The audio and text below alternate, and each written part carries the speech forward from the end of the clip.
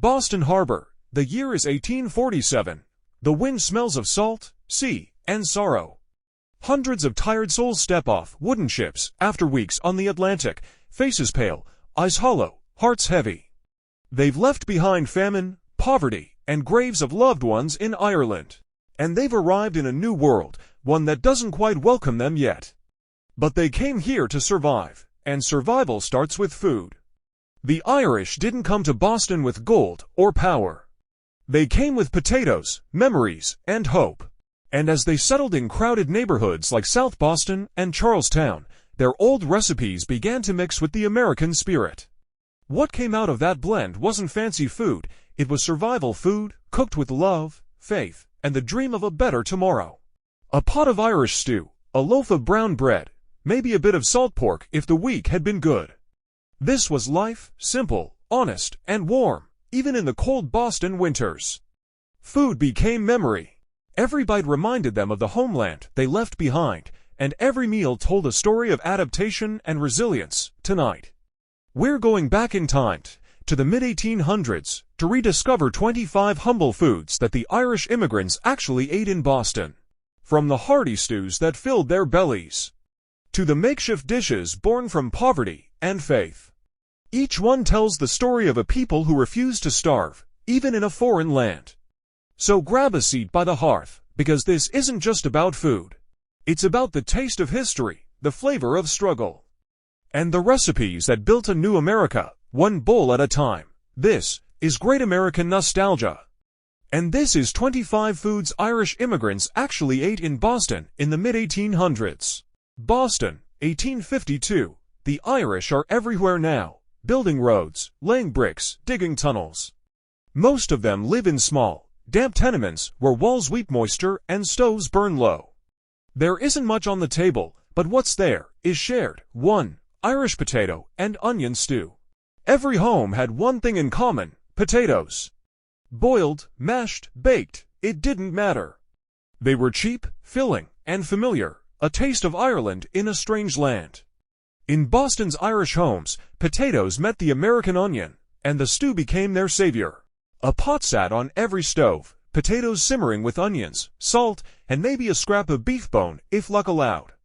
The smell filled the room, and for a few hours, hunger felt far away.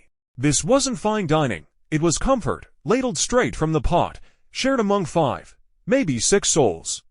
A bowl of stew, and a moment of peace, too. Oatmeal porridge with molasses. In the morning, before the men went to work, and before the women took in washing or sewing, there was porridge. Made from oats, milk if available, or just water, and sweetened with a drizzle of blackstrap molasses, something cheap and easy to find at Boston's docks. That dark syrup wasn't just sugar, it was strength. It gave the workers energy to face another long, cold day. Children would lick the spoon clean. Sometimes, if the day was especially hard, mothers would whisper, "Eat, my darling, it's all we have." 3. Boiled cabbage and salt pork. Meat was a luxury, but salt pork, tough and cheap, was a small taste of it. When boiled with cabbage, it became a feast by immigrant standards. Cabbage was plentiful in Boston markets, and Irish women learned to stretch it to fill hungry bellies. Steam rose from the pot, coating the walls with the smell of salt and greens. Neighbors could smell it through the tenement halls, and sometimes they'd knock to borrow a ladle. It wasn't just food, it was community. 4. Brown soda bread. No yeast, no fancy flour, just baking soda, coarse wheat, and buttermilk. That was Irish brown soda bread, dense, hearty, perfect for soaking up stew. In Boston, flour was expensive, but women saved every scrap. They baked it on iron pans, on top of wood stoves, in rooms barely big enough to turn around in. When that loaf came out golden and warm, it meant one more day had been conquered. And when shared with neighbors, it said, "We may be poor, but we are not alone." 5. Colcannon, mashed potatoes with cabbage. Colcannon, the heart of Irish comfort. Mashed potatoes mixed with boiled cabbage or kale, sometimes with a bit of butter, sometimes just salt. It was food that spoke of home, the rolling green hills they left behind. Mothers in Boston made it not just to feed their families, but to remember. Every spoonful was a whisper of Ireland, served on American soil. For the Irish in mid-1800s Boston, meals like these were more than sustenance, they were survival stories told in steam and flavor. Each dish was humble, yet sacred, born from the need to endure, and flavored by memory. But as time passed, Boston changed, and so did their kitchens. The Irish began to find new ingredients, new jobs, and new tastes. The next chapter of their story was adaptation. By the 1850s, Boston was changing. Ships unloaded barrels of fish, beans, and molasses by the hundreds. Markets on Hanover Street and the North End were crowded with goods from across the sea. And the Irish, once strangers here, began to find their rhythm. They took what they could afford, what they could recognize, and what they could dream with. The result was a new kind of Irish-American flavor, one born in the tenements, the docks, and the pubs of Boston. 6. Corned beef and cabbage. In Ireland, beef was a rarity. But in Boston, salted corned beef was cheap, leftovers from the city's booming meat trade. The Irish boiled it with cabbage, potatoes, and carrots, and a legend was born. What was once a humble stew of necessity became a symbol of Irish pride in America. It wasn't traditional, it was Boston Irish, a dish of adaptation, not inheritance. And yet, it became their Sunday comfort, their holiday meal, their identity on a plate. 7. Boston baked beans. Across the city, from Beacon Hill to the wharves, one smell united every neighborhood: baked beans slow-cooked in molasses. The Puritans had started the tradition. But the Irish made it their own, stretching every bean, adding a bit of salt pork or onion, and letting the pot bubble for hours. It was perfect for long workdays of filling, hearty, and cheap. And soon enough, Boston earned its nickname Old Bean Town. An Irish laborer might laugh at that, as he packed a tin of beans for lunch. Because to him, that simple meal meant strength, the fuel of the working poor. 8. Fish chowder. The Atlantic was generous, even to those who had nothing. Fish markets near the docks offered cheap cuts of cod or haddock, sometimes even the scraps. Boiled with potatoes, onions, and a splash of milk when available, it became Irish fish chowder. It was a seaman's meal, thick, hot, and nourishing. Mothers would ladle it into tin bowls while the wind howled through broken windows. It was Boston's ocean meeting Ireland's hunger, two worlds in one pot. 9. Boiled dinner New England style. Boston families, both Yankee and Irish, began to share something rare: a table. The New England boiled dinner, a mix of beef, turnips, carrots, and potatoes, became a bridge between cultures. Irish cooks added their thrift. They reused broth, saved every scrap, and turned leftovers into next-day soups. In doing so, they reshaped New England's kitchen forever. What began as survival food became Sunday tradition. And through that tradition, the Irish weren't just surviving in Boston, they were leaving their mark. 10. Pub bread and ale soup. When evening came, and pay was small, the men gathered at Irish taverns, places alive with fiddle tunes, laughter, and the smell of malt. There, you could find something special: ale soup. Made from leftover beer, bread crusts, onions, and a pinch of mustard, it was poor man's comfort. Thick, foamy, bitter-sweet, like life itself. And on the counter sat pub bread, dark and heavy, perfect for soaking it all up. For a few pennies, a worker could fill his belly and forget his troubles, if only for one night. In those early Boston days, every dish told a story, not of luxury, but of transformation. The Irish took Boston's ingredients and taught them humility, heart, and soul. And as the decades rolled on, their tables grew richer, not in money, but in meaning. For the next chapter in our story, we'll open the door to the family kitchen, where mothers baked, children learned, and faith flavored every meal. Even in the poorest tenements of Boston, you could find one sacred place: the kitchen table. It was scratched and small, but it held everything that mattered: family, prayer, and the smell of supper. Mothers became magicians, turning scraps into comfort, leftovers into love. Their recipes didn't need books, they were written in memory, passed down by heart, whispered between generations. 11. Barley vegetable soup. Barley cheap, filling, and forgiving. A handful of it could turn water into a meal. Irish mothers mixed it with whatever they could find. Bits of carrot, onion, or turnip, sometimes a small bone to flavor the broth. This was barley soup, slow-cooked all afternoon while children played by the fire. When evening came, the family gathered, heads bowed, and gave thanks for what little they had. In those bowls floated not just grains, but gratitude. 12. Boiled bread pudding. Nothing went to waste in an Irish kitchen. Stale bread became treasure. Torn into pieces, soaked in milk and molasses, mixed with a beaten egg, if the family could spare one. Then boiled in a cloth for hours until it turned into a sweet, soft pudding. Children would wait, noses pressed against the pot lid, as that warm, sugary smell filled the room. When it was done, it was more than dessert, it was joy. The kind that made the hard days fade away, if only for a moment. 13. Apple pudding and hand pies. Apples were cheap in Massachusetts, and Irish women learned to use them in every way imaginable. Boiled apples with sugar and dough became apple pudding, while leftover scraps were wrapped in crust and baked on the stove. Hand pies, perfect for children to carry on their way to school or church. It was a small sweetness in a world that didn't offer much of it. And every bite tasted like hope. Warm, simple, homemade hope. 14. Lenten fish cakes. Faith was the anchor of Irish life. During Lent, meat was forbidden, but hunger wasn't, so families turned to the sea again. Leftover fish was flaked, mixed with potatoes and herbs, then fried into small fish cakes. Crispy outside, soft inside, eaten with prayer before bed. It was proof that even the simplest food could feel holy when made with faith and shared in love. 15. Tea and oat biscuits.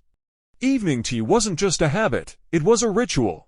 After a long day's work, mothers would boil water in dented kettles and pour strong, dark tea into mismatched cups. Alongside it came oat biscuits, made from flour, butter, and oats, baked till golden. The tea was bitter, the biscuits were dry, but together, they felt like peace. Neighbors would drop by, talk about Ireland, and for a few minutes, Boston didn't seem so far from home. At that table, families laughed, prayed, and healed. They didn't have silver spoons or fine plates, but they had stories, songs, and faith. And those small meals, shared in love, became the foundation of something greater. A new generation of Irish Americans who would rise from the tenements to the heart of Boston itself.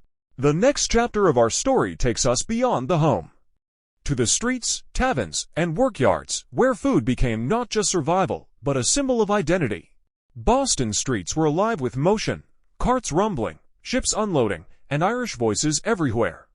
By the 1860s, the Irish were no longer strangers here. They built the docks, paved the roads, and filled the taverns at night, men and women bound by hard work, hunger, and laughter. In this world, food wasn't just nourishment. It was fuel, and sometimes, freedom. 16. Potato cakes boxty. On cold mornings, the smell of frying potatoes drifted from open windows. Boxty, the Irish potato cakey, was a worker's breakfast. Made from grey-red raw potatoes, mashed leftovers, a little flour, and salt. Fried on an iron pan until golden and crisp. Served with tea or just plain, it was the perfect handheld meal before a long day at the docks. Simple, warm, and strong, like the people who made it. 17. Meat and onion pies. Street vendors were common in Boston's Irish districts, especially on Saturdays. For a few pennies, you could buy a meat and onion pie, a flaky pastry filled with minced pork, beef scraps, or whatever could be found that week. Hot, greasy, and filling, it was the working man's comfort food. Children called them Saturday treats. And though they came from scraps, they tasted like celebration. 18. Pickled herring and bread. Down by the harbor, barrels of salted herring arrived from Newfoundland and Scandinavia. It was cheap, salty, and long-lasting, perfect for Irish families with little refrigeration. Workers ate it cold with brown bread or boiled potatoes. The taste was sharp, a mix of sea and salt that clung to the tongue. But it reminded them of home, of the Atlantic wines they'd crossed to get here. 19. Dockside chowder and rum. When payday came, the men gathered at the docks or taverns. There, steaming pots of dockside chowder waited, thick with fish, potatoes, and milk, sometimes flavored with a splash of salt pork or bacon grease. And of course, a glass of Boston rum or cheap whiskey followed. It wasn't luxury, it was escape. A chance to forget sore hands and empty pockets, and to sing old Irish songs that made the night feel alive again. 20. Cornmeal mush with milk. Not all could afford tavern fare. At home, many Irish families discovered cornmeal mush. A simple American staple made from ground maize. Boiled in water, thickened like porridge, and topped with milk or molasses. It became another survival dish, one that filled bellies and stretched wages. The Irish didn't complain, they adapted. To them, food was never about luxury, it was about endurance. And endurance they had in abundance. In every alley and tavern, every tenement kitchen and dockside stall, Boston's Irish turned struggle into flavor, and poverty into poetry. But as time passed, and generations grew, their meals began to change again. The children of immigrants started to dream bigger, to open bakeries, restaurants, and shops of their own. The next chapter of our story is not just about food. It's about arrival, when the Irish stopped being outsiders and became a living part of Boston itself. By the late 1800s, Boston had changed, and so had its Irish. The men who once dug ditches were now foremen. The women who once washed clothes for pennies owned their own boarding houses. Children went to school, spoke with Boston accents, and dreamed in both Irish and American hearts. Food began to tell a new story, not of famine, but of belonging. It was still simple, still humble. But now, it carried pride. 21. Shepherd's pie. Once a dish of scraps, shepherd's pie became the taste of a hard-earned Sunday. Layers of ground meat, carrots, peas, and onions, covered in a cloud of mashed potatoes, baked till golden and crisp. Families would gather as the smell filled the home. It was the flavor of comfort, the reward for a week of struggle. And for the Irish in Boston, it was a symbol. We've made it. We have something to call our own. 22. Baked ham with glaze. When times improved, some families replaced salt pork with something grander: baked ham. Glazed with molasses or brown sugar, roasted slowly until the edges caramelized. It became the centerpiece of Christmas, Easter, or any rare moment of celebration. A meal shared not in survival, but in gratitude. The kind of meal that made the elders smile and whisper, "Your grandmother would never believe this." 23. Soda scones. Bakeries began to appear in Irish neighborhoods. From them came the smell of soda scones.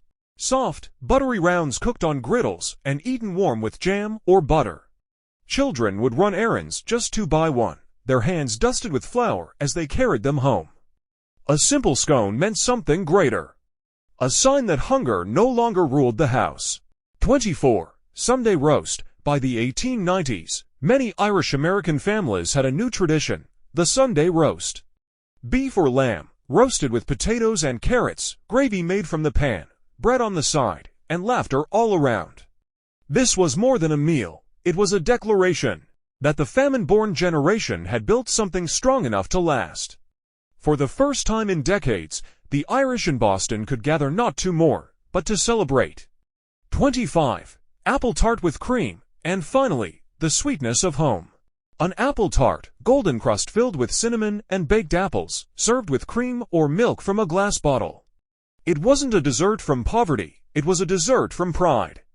From daughters who'd learned to bake in clean kitchens, and fathers who'd earned steady wages. Each slice tasted of everything their ancestors had fought for: freedom, family, and a new beginning. From the potato fields of Ireland to the crowded streets of Boston, the Irish story was written in hunger, hope, and heart. They arrived with nothing but courage, and built a life with everything that truly mattered: faith, family, and the shared warmth of a meal. Their food wasn't grand, but it was real, born from struggle, shaped by love, and flavored by the dream of belonging.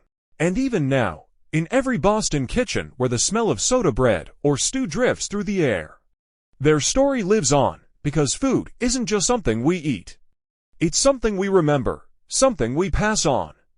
And for the Irish of Boston, it was proof that from famine can rise faith, and from sorrow, a home. This was great American nostalgia. And these were the 25 foods Irish immigrants actually ate in Boston in the mid-1800s.